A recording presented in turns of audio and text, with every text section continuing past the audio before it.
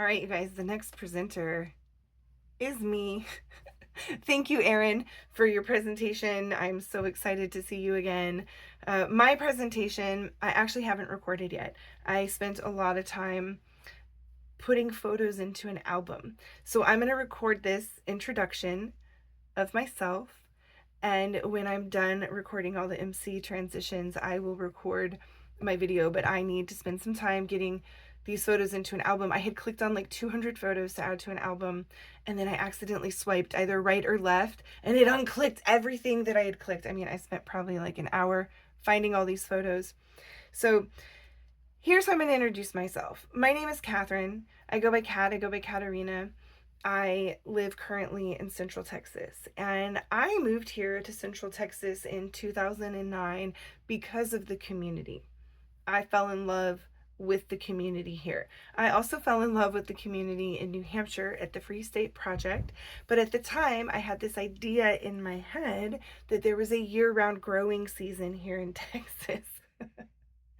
FYI, when it's 107 degrees outside and there's a drought, yeah, things don't really grow. So that was fake news that I didn't understand, comprehend until I actually moved here to Texas. In my time here in Texas, I had just come out of the Ron Paul 2008 campaign. I had learned about sound money. I understood the difference between, fiat money and then like actual value, right? Like silver or gold. I was very much into barter. I was very much into agorism. I had been to the Free State Project, and I had heard about anarchism and minarchism. And I hadn't quite decided where I was on the spectrum because, Ron Paul was a politician, and I felt like I needed to be political. So I was still on my way toward philosophical anarchism and voluntarism, but very much so a libertarian. And I showed up in Austin, Texas. This was before I really understood what Bitcoin was. I think it was probably 2010 when I first heard about Bitcoin. It was 2011 when I created my first Bitcoin wallet and came to the Porcupine Freedom Festival. And yeah, I think we were interacting at a very, very low amount. And I remember the Cassius coin when it was going around was worth $3, and we were selling breakfast tacos for $3. So you could buy a plate with, I think, 2 tacos on it for for a Bitcoin. It's crazy. And I actually have some things from the early days of the Bitcoin days in my possession in my house. I have a couch that I bought with half a Bitcoin, and yeah, I've used Bitcoin as a currency. So I worked at Brave New Books when I first moved to Austin, and that was where I really got to interact with cryptocurrency a lot, because we not only were able to receive it there and make payments in it there, but we actually had a pirate radio station that ran out of Brave New Books. And one of the shows on that network was the crypto show. So Danny Sessom and Chris, I can't remember his last name, and Harlan Dietrich, they all had the crypto show, and it broadcast out of there. So we had all sorts of OG cryptocurrency people come through there back in the day. It was really, really neat. So I've got some old school Bitcoin connection roots, and I have old school libertarian liberty activism roots, and I eventually moved into a converted school bus called the Bitcoin bus, eventually branded the Bitcoin.com bus. We were sponsored by Roger Ver and Bitcoin.com, and we took that on tour all across the United States. So that bus made it from New Hampshire to Texas to San Diego, Las Vegas, Colorado. I mean, we just went on this grand tour, and that's what I'm trying to get some photos together for you. And I've always used Bitcoin as a currency. So, I know I said that I would introduce myself and pause and go back and get the photos, but I think I'm just going to roll with this, okay? And then maybe I can add a little photo tour at the end and show you what I'm talking about. So I have two children born in 2011 and 2013, and they were literally raised in an anarchist bookstore. when when we first took over Brave New Books in Austin, Texas, my children were both babies, and we often spent the night there for various reasons. We were really working hard to keep the lights on in that place, and it was a magical place. I walked in the first time in December of 2009, and I just knew, like, this place, my future's here. Like, this place is fantastic. And at the time, it was like a super dirty basement, grungy dungeon man cave looking thing. And so, of course, when we took on the store, I added a feminine touch with, couches and decoration and seasonal decor, and it was really fun for me, and I got to unleash my creative spirit. But it was really hard because I was coming out of a stage where I found great pride in my altruism. I was a starving activist, and I was that way by choice. You see, when I learned about Ron Paul in 2006, I was in my very young 20s. I was working on my master's degree in nonprofit management, public administration and nonprofit management. And I had an internship at a nonprofit. And at that nonprofit, someone told me that, you are not a liberal, you're a libertarian. I'm like, nah, nah, nah. I am definitely, for sure, I'm a liberal. And he's like, yeah, classical liberal maybe, but you're not a modern liberal. Like, you are for sure a libertarian. Everything you are saying is libertarian. Here, listen to this guy, Dr. Ron Paul. I watched this presentation by Dr. Ron Paul, and my mind was blown, because here was a Republican talking about ending the war. And I'm like, this is different. This is new. This is not, it's not meeting my expectations of how everything is supposed to fit into the red and blue box and the right and left box and the Democrat and Republican box. He shattered all boxes, Dr. Ron Paul, right? You just could not, he was an enigma. You couldn't contain him. But I was so aligned with the words that were coming out of his mouth that I just kind of went all in. So at this point in time, I was getting my master's degree. I had an internship, and I was also the safety compliance supervisor at the United Parcel Service in downtown Kansas City. So I began a meetup group, and I decided to move out to, there was pause. First meetup group was in California. I left my internship, moved out to California, and started a Ron Paul meetup group out there. Well, I took over one that had 3 people in it. Lamar Bush handed it over to me, and I've actually seen him at events like Anarchapulco since. It's so cool. That would have been back in like December of, he might have to remind me if it was 06 or 07. Lamar, if you're watching this, hit me up and remind me if we did the Santa Barbara Ron Paul meetup group transition. I think there were 3 people in it, and I took it over, and we grew it. And at the time, living out there, I got spit on and just not treated very well. And the guy that I was dating, he introduced me to this very, anti-government punk rock from the 80s. And he actually introduced me to Alex Jones, and he introduced me to Bill Hicks. So he was helping to open my mind, but I think I got so sucked into the Ron Paul thing, and it kind of consumed my life, and that did create some tension in our relationship. And quite frankly, he wasn't thriving in California, and so we decided to move back to Kansas City, and I started a separate meetup group there. So the one in Santa Barbara, it grew to 150 people or whatever. Someone else took it over. I moved to downtown Kansas City again. This would have been early, this must have been in 2007.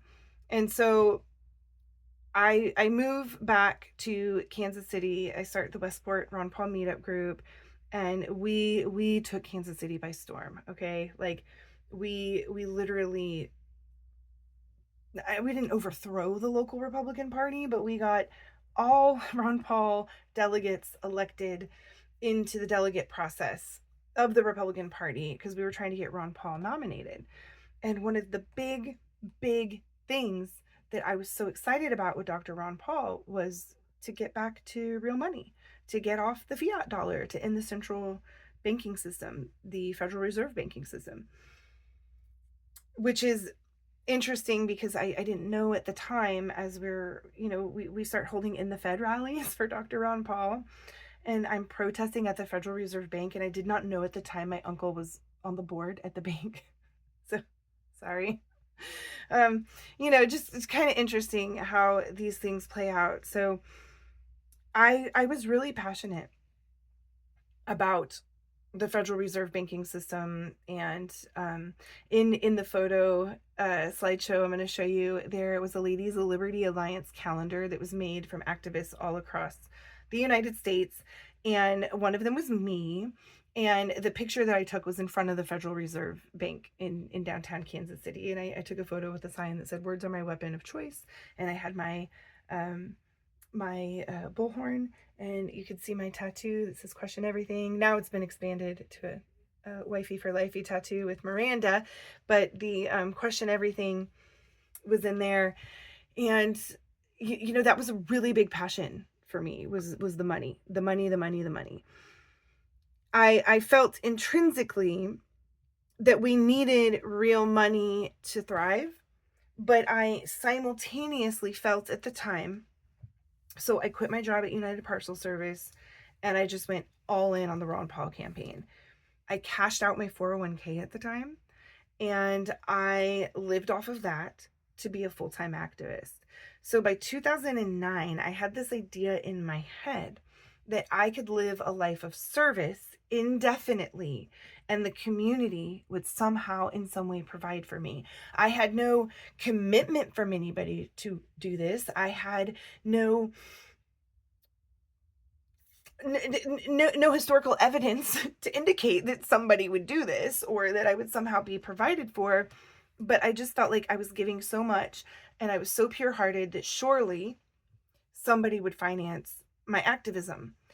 And what happened from there is that I manifested absolute poverty for myself for a really long time. And by a long time, I mean multiple years. It took me becoming a mother to actually snap out of that. So I'm telling you all of this because I want you to understand that we bought a business, and you'll notice multiple speakers in this summit have expressed that starting a business is one of the best ways to make money. It's also one of the most risky things you can do and one of the best ways to lose money. So we bought a bookstore, Brave New Books. We were under contract to buy it, and we were actively making payments on it. And wow, that was really hard. Okay, so remember, I had this mindset that I could be of service indefinitely, I could give of myself indefinitely, and that somehow resources would just appear. But I did not have a business strategy. My degree was in communications, my master's was in public administration with nonprofit management as my major, which nonprofits aren't designed to fail financially, but they're also not designed to profit. And I felt like I don't need to profit. I just need to provide. I just need to give. And I think I actually developed a type of codependency with an entire community. I don't actually know if that's a possible thing, but I think it is. I think I was codependent with the libertarian community. And that means not only financially codependent in that I enabled things that maybe I shouldn't have, but also emotionally codependent, where if they were, a famous activist, I felt in my mind that I would justify sometimes their behavior, the way they treated people. People who act like that aren't involved in Anarchapulco anymore. We've set really strong boundaries, but there was a time period where Brave New Books, Anarchapulco, Porcupine Freedom Festival, I watched all of it, Ron Paul, 2008. I watched all of these communities have super toxic personalities embed themselves within these communities. And sometimes I've seen these projects or side projects or spin-offs fail because of that.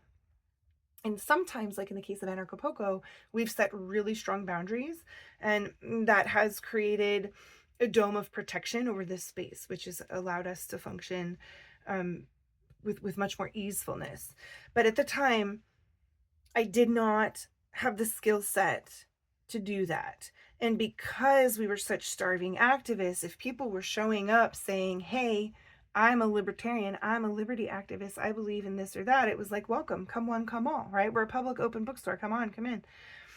And so it was the anybody can come to the table kind of mentality, which is beautiful, but also and can also be risky if you're not being careful about maintaining standards of behavior at the table, right? And so I spent many years eating at a food bank and working side jobs to pay the rent at the bookstore. It was really hard. I mean, the physical labor that I had to put in during those years, because I also had 2 babies, was excruciating.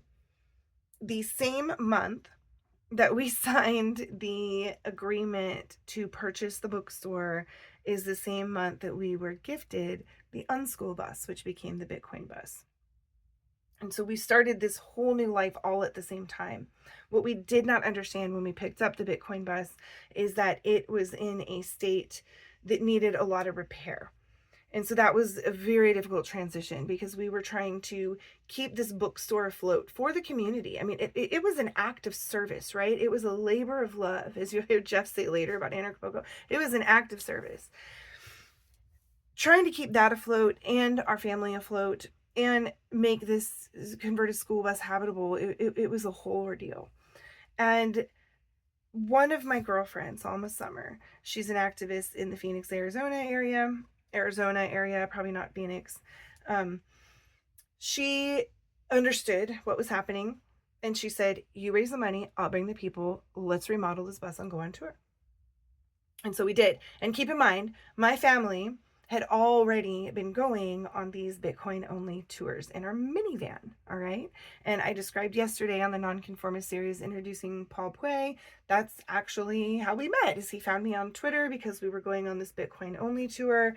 And he said, hey, I want to introduce you to the Airbits wallet, which I'm going to show you some pictures of us at, I think it was Liberty Fest, New York, and driving our bus everywhere. Later, it had an Airbits logo on it.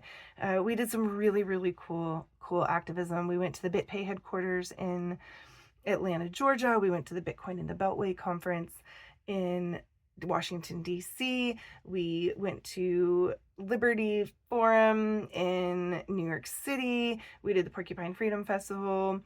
We went to the Las Vegas Bitcoin meetup group. We stayed in Vegas on Bitcoin only. We had San Diego, Denver, Sedona. We went to what is the event? Jackalope Freedom Festival in Arizona. And we were driving in this bus and it felt like absolute freedom. And the honest truth is that when we were on tour in the bus, because we had all of our expenses covered by sponsors, I budgeted out, here's what food's going to cost, here's what gas is going to cost, we lived much better than when we were home running the bookstore, because at the bookstore, it was us covering that for the community, right? And so that was a really interesting time for me because we were hand to mouth and we were mining Bitcoin, but we didn't keep any of it because that was our income, right? So I wrote for Bitcoin Magazine, got paid in Bitcoin. We did podcasts on Let's Talk Bitcoin. We got paid in LTB coin on that, one of the early tokens. I mean, that must have been 2013 or 14, 15, somewhere around there. I was living in the apartment. It was right before the bus, the LTB coin. And then eventually Steemit, and we were making money on Steemit, blogging on there. And so it was a really interesting time period with a lot of hustle. Okay, so we're trying to keep this bookstore afloat. I'm trying to write articles, get paid in crypto, taking on side jobs, doing strategic planning gigs, and but we were hand to mouth, and we were not in a position to hold any of that. I mean, I think we were in on the Ether crowd sale. So anyway, these pictures that I'm gonna have this album that I hope to go through after I finish talking. It is the who's who of the early crypto community, okay? Because they were coming into the bookstore to be interviewed. They were on my ex-husband's podcast. They were on my podcast. We were going to conferences together, and then of course we held events at the bookstore, and so people would come give presentations at the bookstore. It was so neat. And this is like, these are early days before, streaming and like high quality footage. And so a lot of the pictures I'm going to show you are like a little blurry and not super great. It's not modern cell phone photography. That's for sure. And, I'm not even mentioning all of the street activism that we were doing, the police accountability work that we were doing, the Fusion Center work that we were doing. I mean, we were doing a lot of things that weren't necessarily only Bitcoin or silver or barter. I mentioned in one of the intros that we had a black and yellow pages, and it listed all of the places that took silver or barter in Austin, and we were just going around to businesses and getting them on this list. And then like we had a debate, like, do we put Bitcoin on here? Like, is it going to catch on? Should we not? Should we? And I had a feeling it was gonna be big. And oh man, I really wish I had held on to even one. Just one would change everything right now. So, those were the early days, and we were giving it away. Like I have photos that you'll see that when we would go to these meetup groups, we would give people Dash, we would give them Ethereum, we would give them Bitcoin. We were trying to teach them how to do this. So we would have them download a wallet and open it, and an Airbitz wallet at the time, and receive their crypto. And so we gave most of it away. I believe we gave most of it away. If my husband of the past, my ex-husband, if he kept any of it, I don't know. I hope he didn't, because he didn't share it with me if he did. So anyway, this was a time of great service. We were literally giving away cryptocurrency and teaching people how to use it, and helping to build the ecosystem. And there were products at the time where you could buy gift cards, Gift, GYFT, eGifter. I don't know if they still take Bitcoin. Maybe they do. They're probably crypto bazillionaires if they kept any of it. I mean, just from my family alone. And so we were able to actually drive around the United States because we could buy fuel gift cards with cryptocurrency. They came in the mail. You would order them and they would mail them to you. I mean, we stopped at restaurants, coffee shops, anyone on cryptomap.org or on the Airbitz map. We tried to stop. We went to Bitcoin Boulevard in Cleveland, Ohio, where they had a whole street where all these people had restaurants that accepted crypto. And, the whole way people are opening their homes to us and allowing us to park our bus, or before the bus, the minivan in their front yard. They're taking us to all the places that accept crypto. And it was so neat. And it was such a different time. And I had, I think a level of flexibility because I was young. I'm a little bit older now, and I like my creature comforts a little better now. And I don't think I would be up for driving across the United States in a bus with no registration, no license plate. We had an expired temporary tag on the back, and we just drove everywhere. I mean, everywhere. It was wild. We were radical, and we were really doing things our own way at the time.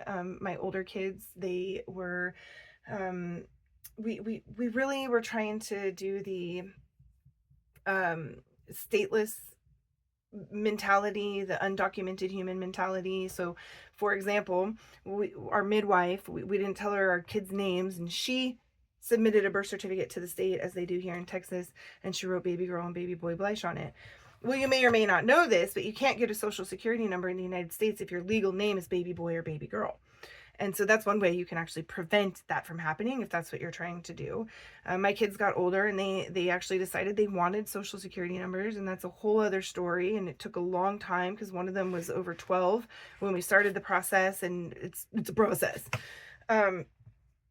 So with that being said, I have been passionate about silver, and it has saved me several times when I had resources. For example, I won a settlement I got arrested in 2010. I received the settlement in 2011 for an unlawful arrest for an activism related thing that I did. And we put some of that into silver. And then later, when we lost the bookstore, we had to sell that silver to survive. We had it, and it was there to lifeboat us. And I'm super grateful for that. Boy, I wish I'd held on to that. I think we were, gosh, what was it, $12 an ounce or something? I don't even remember. It was nothing, right? It was just nothing. Yeah. So anyway, we really have been along for a wild ride, my family. And, my ex is still involved in the cryptocurrency space, and I don't really follow what he's doing. But our children were given the Bitcoin Tooth Fairy visited my children their entire childhood, and so they have wallets where they each got $5 or whatever in crypto. And that's been proven to be a nice little nest egg for them that they'll get to do whatever they want with. So, there were some things we did right. And I'm not going to talk necessarily about my personal finances on a, publicly broadcasted thing. But I will say we did a lot of things wrong. For example, when we had the Ethereum we got in the crowd sale, the opening, he sent a bunch of it to a Bitcoin address. I mean, like 600 of them. He sent to a Bitcoin address. We never got it back. I have a friend who's involved with Anarchapulco, sent USDT to a USDC address, or something similar to that happened. I have lost keys. I have made every mistake that you can possibly make with crypto. I have made. And if there was one thing that I could go back and do, is that I would have kept something from that time period for the future, for me, for right now. Because I do feel like there were those of us, and I could make a list. If you're a crypto billionaire and you did save some from back then, and you're wanting to fund really cool projects, now's the time. I got a list of the people who've been doing the work, but maybe didn't hold on to the resources. My mindset has changed now. I married somebody new. His name is Paulo. He's amazing. And he is very stable and very family, future planning oriented. And that has completely shifted my mentality. And I try to make sure my children have a lot of amazing experiences. I want them exposed to different cultures and different languages and different foods and different mindsets and, different ways of being. But I'm also very interested in intergenerational wealth. And I come from a family where land was passed down through generation to generation. And I realize now, in hindsight, that if I had continued down the path where I wrote in my journals in 2009, I want to be a volunteer forever, I would not have been able to continue. I would have inevitably hit some sort of rock bottom or brick wall that required me to shift gears anyway, because that's unsustainable. It's just, you can't do that. You can't be a volunteer forever. And so I spent a lot of time shifting my mindset into the belief that receiving resources allows me to give more, right? And allows me to be a better steward of the land. And not just the land. My mind just switched to Greenbrier. I live here at this intentional community. And they also have a very service oriented mindset, and they're not very like profit oriented or revenue generation oriented. And this is something that I've really worked to bring them along. It's like I got myself out of the poverty mindset, and I've really learned to enjoy some creature comforts, and I don't want to lose those creature comforts. And so I'm willing to hustle if I need to hustle to bring in resources into my life. And so here at Greenbrier, this intentional community has been here for 66 years, and they have such a service mindset that I've been really trying to work with them to build systems, to build routines, to value what they're putting out there. You know, they offer things on a sliding scale and da da da da da. And so far, it's proven to be very successful. We started charging tuition in 2020, and or I guess it was the 21-22 school year, there was a facility use fee the year before that, where families paid like $50 a month to come out here, and teachers were mostly volunteer. And just convincing them to charge tuition was a whole thing. And it wasn't just me, there were a few people. But when we started charging tuition, a bunch of families fell off. And Jeff's going to talk about this later. Like, everyone goes through financial hardship at different points in time, but the reason you stay in a financial hardship is your own responsibility, because there are so many ways to manifest resources. And when I was a broke, starving activist, it was my responsibility. I created that. And if you read my journals from back then, I was casting that spell. And I revoke those statements. I no longer wish to live in poverty. I no longer wish to be a volunteer forever. I believe that I'm incredibly valuable, and that my time and energy has value, and there needs to be reciprocity, right? And that allows us to really serve from a grounded place. And so I guess what I'm trying to say is that I'm proof that you can come out of total rock bottom and end up somewhere more abundant. Am I where I want to end up with the financial abundance? Not yet. But I'm listening and I'm paying attention, and I've been making changes in my life that have moved me in that direction.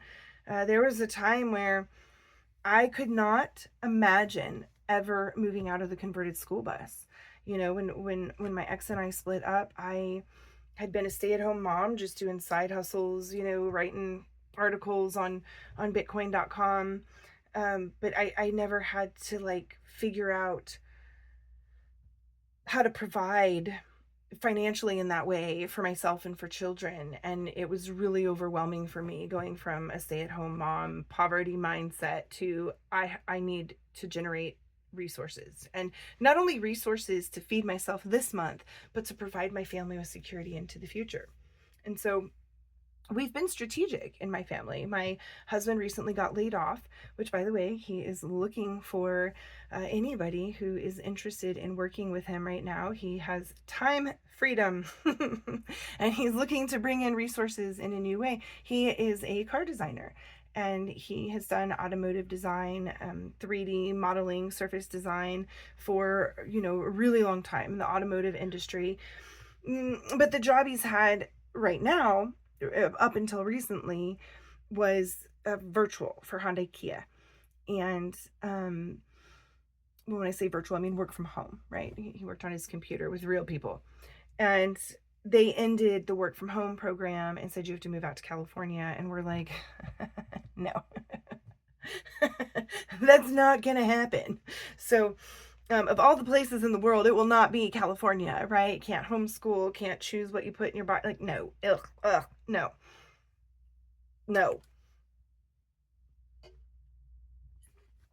So with that being said,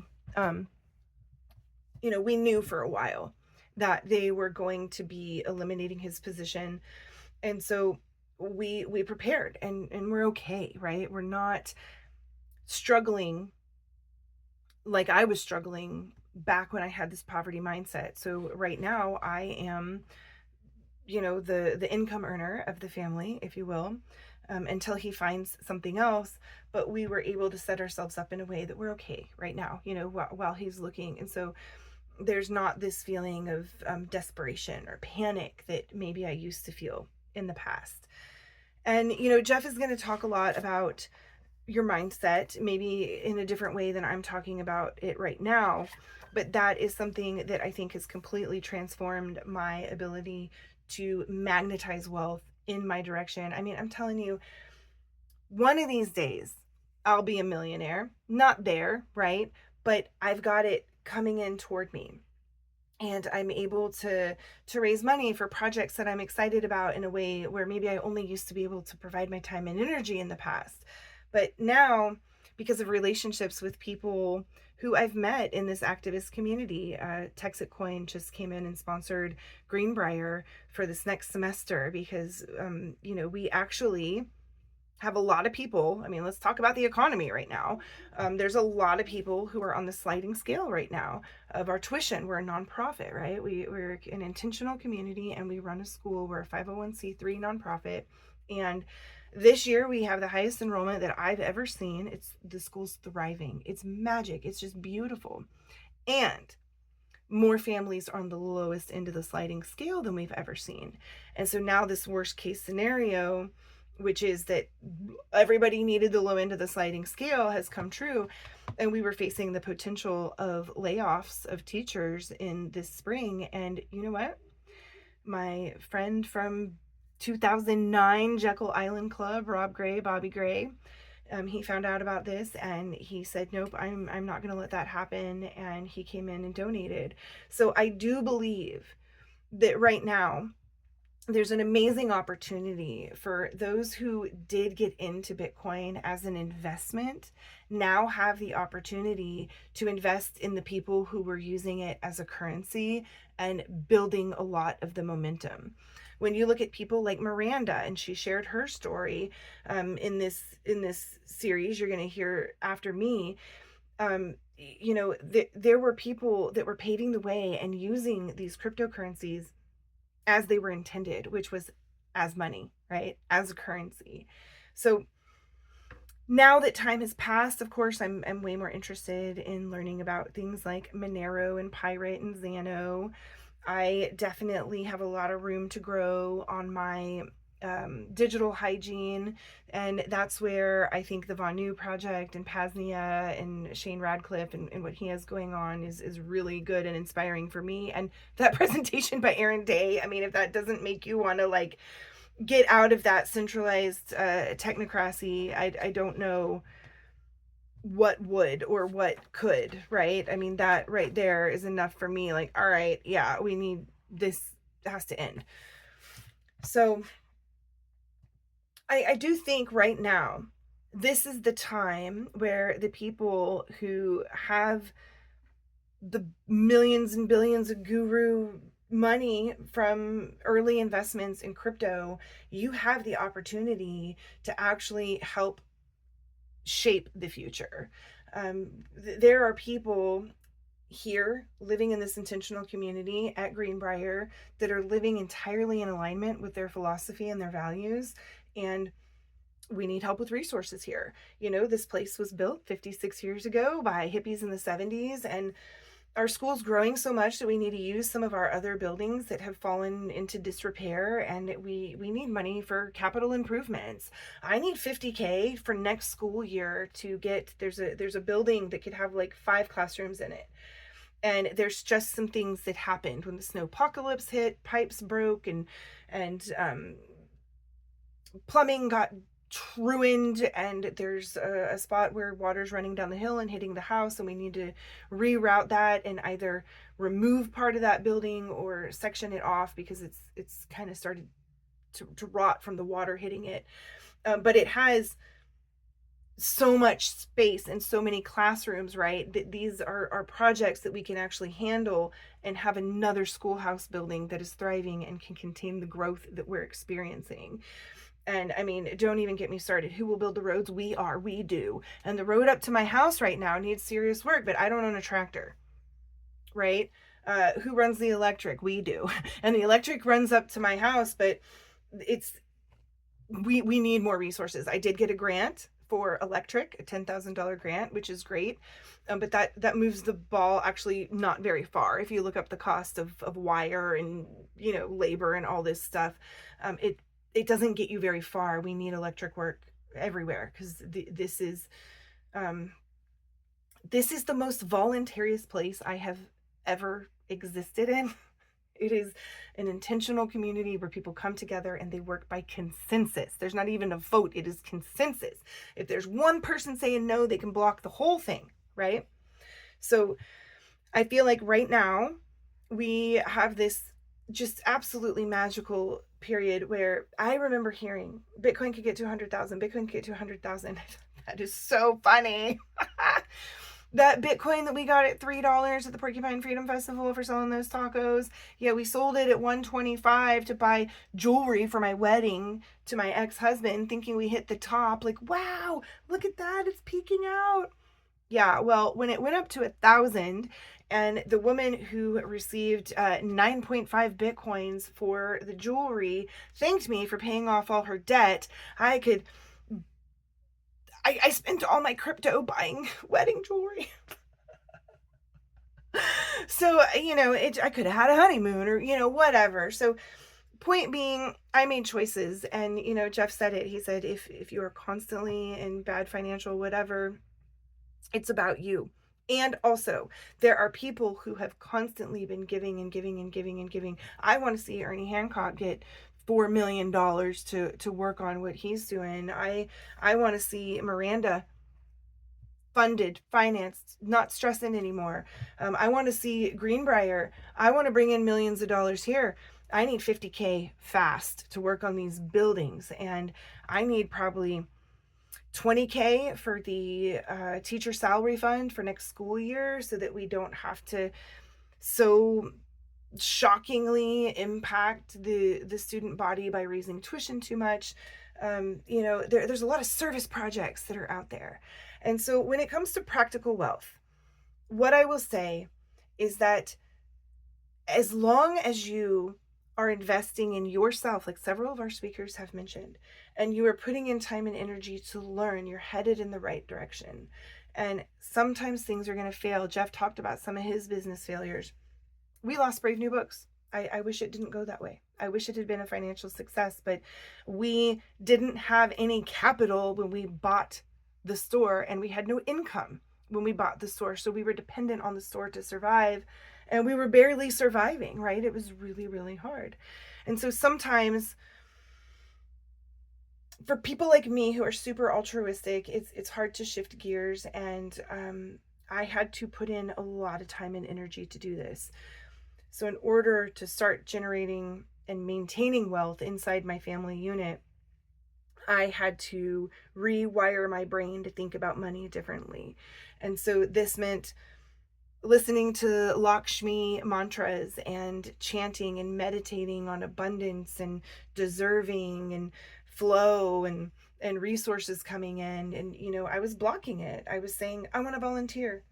I want to be of service forever. I don't want an income. I revoke that. I revoke that. I revoke that. Send that away.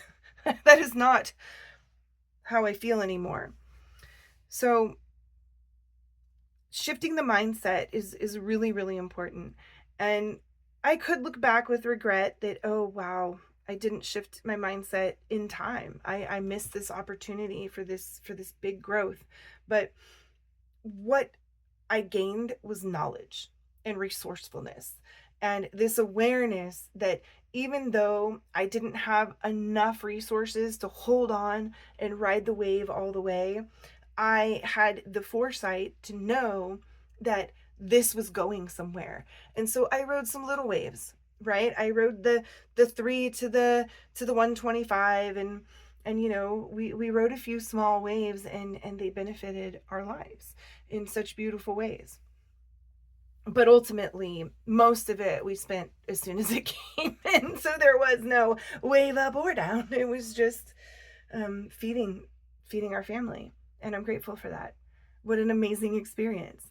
And to be able to do it when it was so hard. And that's something that, referring back to yesterday's presentation by Raphael, when he talked about how you can literally live on Monero now. It was cutting edge to try and live off of Bitcoin back then, 10 years ago. And now you can live off of of Monero. It's absolutely incredible. So basically, what I'm trying to say is that if you keep your mind in alignment with poverty, then your existence is going to be in alignment with poverty. And that won't change until you change the way you think. And for me, changing the way that I think required changing the way I talk to myself, changing the way I talk about money, changing the things I say yes to. I used to say yes to everything, things I didn't have the capacity for, and I've gotten really good at saying no. And I'm learning how to put my time and energy in places that are working toward